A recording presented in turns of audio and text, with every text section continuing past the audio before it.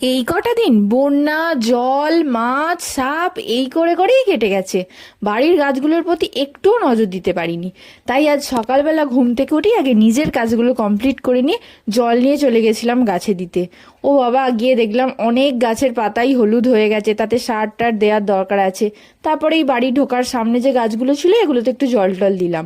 আর অন্যদিকে বেচা কাকা যুদ্ধে যাওয়ার জন্য প্রস্তুতি নিচ্ছে। হ্যাঁ, যুদ্ধই, চলুন না দেখুন কি অবস্থা। আমাদের এখানে বন্যার জন্য এখন চারিদিকে সাপ বেরোচ্ছে। আর মাঠে যেহেতু জল এসেছিল সেজন্য ধান জমিগুলোতে ওষুধ দিতে হবে। তাই বেচা কাকা এই হাঁটু পর্যন্ত জুতো পরে, ফুল হাতা জামা আর রোদের তাপ এবং জলের ভাপ সবকিছু একসাথে মিলেমিশে এই যে এতক্ষণ ধরে প্রায় ঘন্টা 2-3 ধরে এই ভারী ওষুধের ড্রাম নিয়ে মাঠে ওষুধ দেয়া, এটা এক প্রকার যুদ্ধই বলতে পারেন। যাই হোক, আজকের ভিডিওটা আমি এখানেই কমপ্লিট করলাম। কাল আসছি একটা নতুন ভিডিও নিয়ে।